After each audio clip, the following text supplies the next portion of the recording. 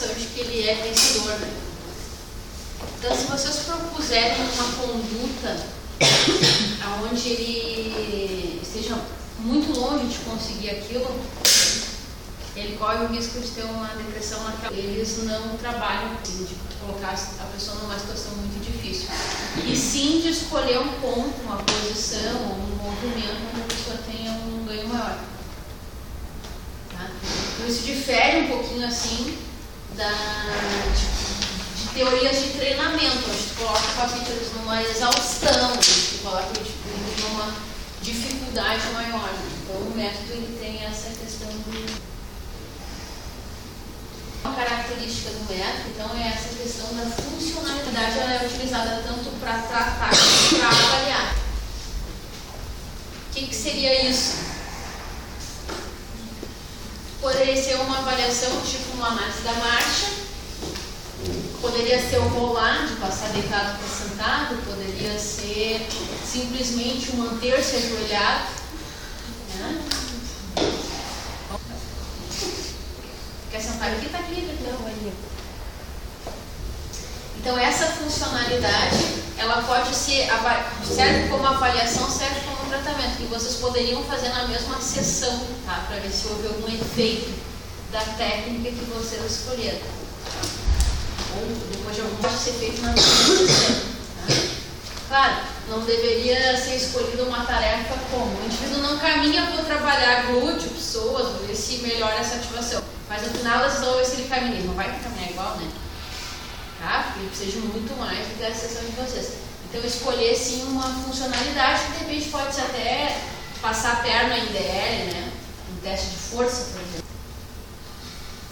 E o que seria essa visão global, né? No FNP eles também consideram bastante assim todos os aspectos da vida do indivíduo. Então eles questionam assim no momento da avaliação qual é o estado emocional desse indivíduo, como é que ele reage, se tem algum acompanhamento terapêutico, psicológico, psiquiátrico, né?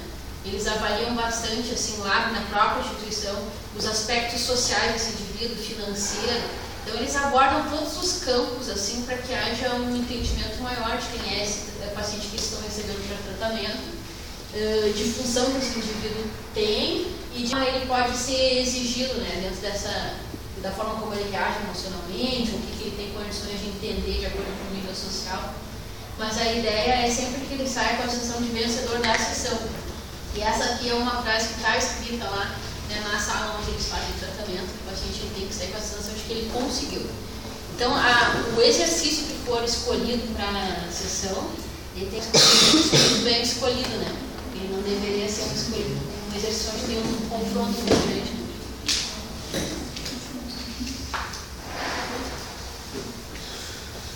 Bom, além disso, então, a facilitação ela foi o objetivo, né, do criador do método, que é o Cabot, e ele seguiu então os princípios neurofisiológicos do Sherrington, que foi então um grande estudioso do sistema nervoso no que diz respeito às sinapses. Então, além disso, né, dessa questão de seguir os princípios neurofisiológicos do Sherrington, ele considera muito o desenvolvimento motor normal. Então, respeita as etapas do desenvolvimento também, assim como o método Hobart, né? E também prioriza o movimento em atividades avançadas. O que é isso, né? É tu conseguir colocar essa função que está sendo adquirida, que está sendo readquirida, numa atividade funcional em algo maior. Por exemplo, se eu consigo ficar sentada, então o meu objetivo vai ser mais iniciar o levantar. Se eu consigo me levantar, então o objetivo vai ser mais a marcha.